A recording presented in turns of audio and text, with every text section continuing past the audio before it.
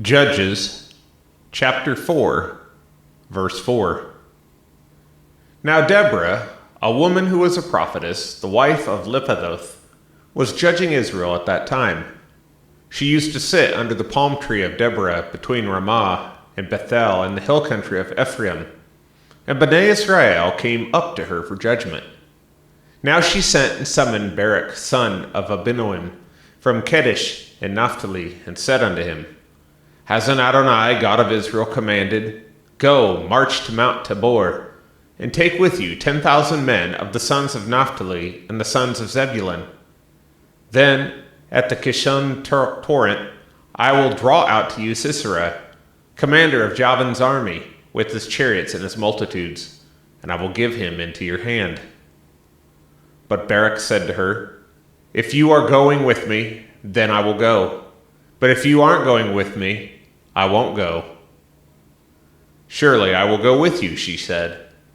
However, no honor will be yours on the way that you are about to go, for Adonai will sell Sisera into the hand of a woman. So Deborah arose and went with Barak to Kadesh. Then Barak summoned Zebulun and Naphtali together to Kadesh, and 10,000 men marched up after him, and Deborah went up with him.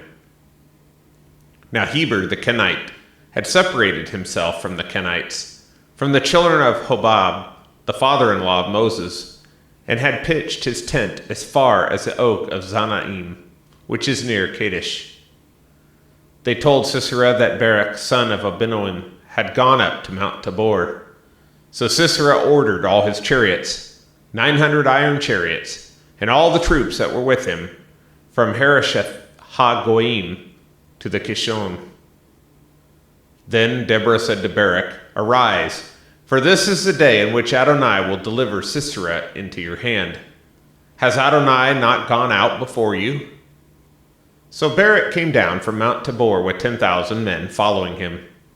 Adonai threw Sisera and all his chariots and all his army into confusion before Barak with the edge of the sword. Then Sisera got down from his chariot and fled away on foot. But Barak pursued the chariots and the army as far as Harosheth ha-Goyim. The whole army of Sisera fell by the sword. Not one was left. Meanwhile, Sisera fled on foot to the tent of Yael, the wife of Heber the Kenite. For there was peace between King Javin of Hazor and the house of Heber the Kenite. So Yael went out to meet Sisera and said to him, Turn aside, my lord, turn aside to me. Don't be afraid. So he turned aside to her into the tent, and she covered him with the blanket. He said to her, Please give me a little water to drink, for I am thirsty. So she opened a skin of milk and made him drink some, and covered him. Then he said to her, Stand at the entrance of the tent, and if anyone comes and asks you anything, Is there a man here? Then you will say, There is no one here. Then Yael, Heber's wife, took a tent pin and got a hammer in her hand, approached him stealthily, and drove the pin into his temple until it pierced through to the ground, for he was exhausted and in a deep sleep. So he died. Now behold, as Barak was pursuing Sisera, Yael came out to meet him and said to him, Come, I will show you the man whom you are seeking. So he entered with her, and behold, Sisera was lying dead with a tent pin in his temple. So on that day God subdued King Javin of Canaan before Bnei Israel. The hand of Bnei Israel pressed hard on King Javin of Canaan until they had cut off King Javin of Canaan. Chapter 5. Then Deborah and Barak, son of Abinoam, sang on that day, saying, When leaders take the lead in Israel, when people freely offer themselves, bless Adonai. Listen, O kings, give ear, O rulers. To Adonai I will sing. I will sing praise to Adonai, the God of Israel.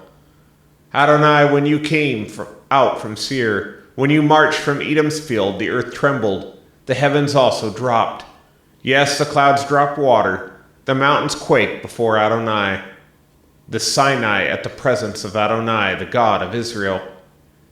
In the days of Shagmer, king of Anath, in the days of Yael, the highways were deserted. Travelers walked by crooked paths.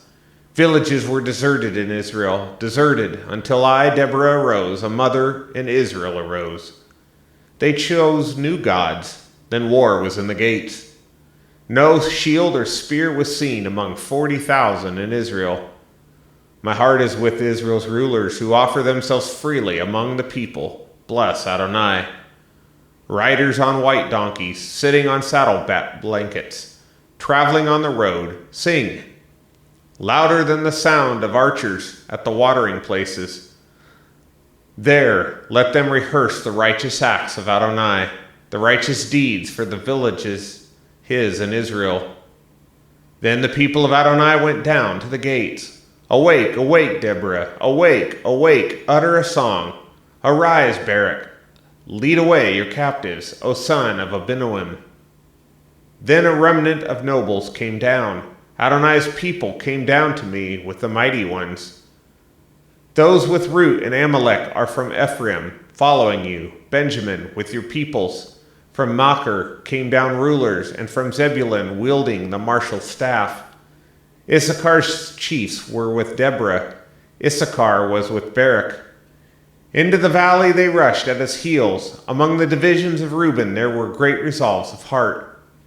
Why did you stay in the sheepfolds to hear the piping for the flocks? Among the clans of Reuben there was much searching of heart. Gilead stayed beyond the Jordan, and Dan, why did he stay by the ships? Asher sat at the seacoast, dwelling by its docks. Zebulun is a people who jeopardize their lives to death, and Naphtali also, on the heights of the battlefield. The kings came, they fought. Then the kings of Canaan fought at Tanakh by the waters of Megiddo, but they took no spoil or silver. From heaven the stars fought, in their courses they fought Sisera. The Kishon torrent swept them away, that ancient torrent, the torrent Kishon. O my soul, march on with strength. Then the horse's hooves beat from the dashing of his mighty steeds. Curse Meroz, said the angel of Adonai, utterly curse its inhabitants, for they came not to the aid of Adonai, among the mighty. Blessed above women is Yael, the wife of Heber the Kenite. Above women in the tent she is blessed. Water he asked, milk she gave him. In a lordly bowl she brought him butter.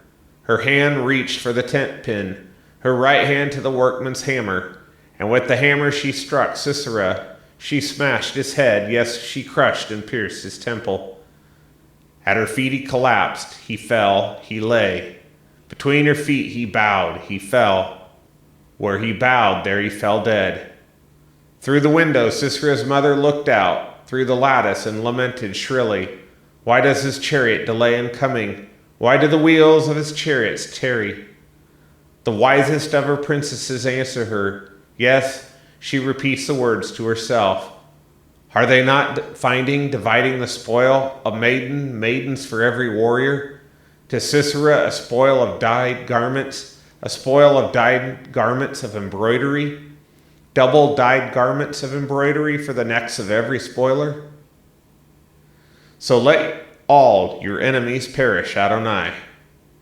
But may those who love him be like the rising of the sun in its might.